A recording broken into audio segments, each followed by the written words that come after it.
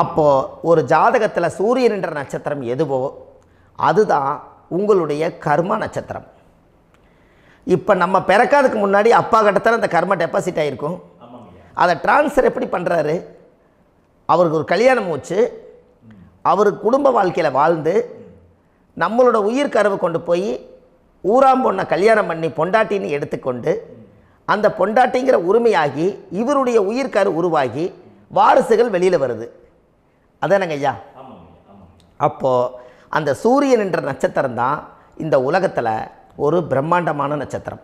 இந்த நட்சத்திரம் உங்கள் மனசுக்குள்ளே ஏதாவது இருந்துச்சுன்னா உங்கள் வீட்டில் ஏதாவது ஒரு நல்ல விஷயங்கள் நீங்கள் பண்ணுறதா இருந்தால் அந்த கர்மா நட்சத்திரம் சூரியனுடைய நட்சத்திரம் இருக்குது பார்த்தீங்களா, அந்த நட்சத்திரத்தில் எந்த ஒரு சேவைகளும் செய்யக்கூடாது.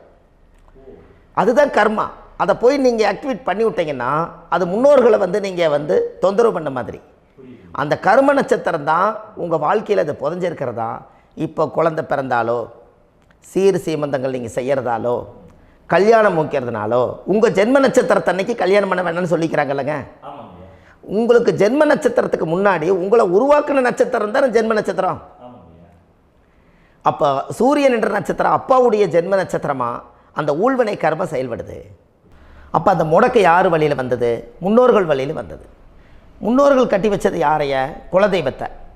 அப்போ அந்த குலதெய்வத்தை போய் சாமிக்கு போய் வீடு வாசல்லாம் வலித்து குலதெய்வத்தை போய் தேங்காய் பழம் பூ மாலை கல்கண்டு வாங்கி அர்ச்சனை பண்ணி ஒரு அன்னதானம் ஒன்று பண்ணிவிட்டு சாமிக்கு பொங்கல் வச்சு நைவேத்தியம் பண்ணிவிட்டு உங்கள் ஜாதகத்தை வச்சு பூஜை பண்ணிவிட்டு வாங்க.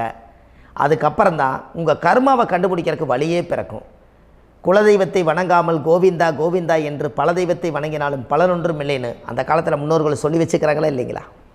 அதனால் கண்டிப்பாக அதை கண்டுபிடிச்சி நீங்கள் அதுக்கு ஒரு நைவேத்தியம் பண்ணால் மட்டும்தான் முதல்ல உங்கள் 5ஆம் பாவம் முன்னோர்கள் அது வேலை செய்யும். குலதெய்வ ஆலயத்துக்கு போயிட்டு வாங்க. போயிட்டு வந்துட்டு இந்த கர்மவினை தோஷத்தை நிவர்த்தி பண்ணுறதுக்குண்டான சரியான பரிகாரத்தை நம்ம எடுப்போம்.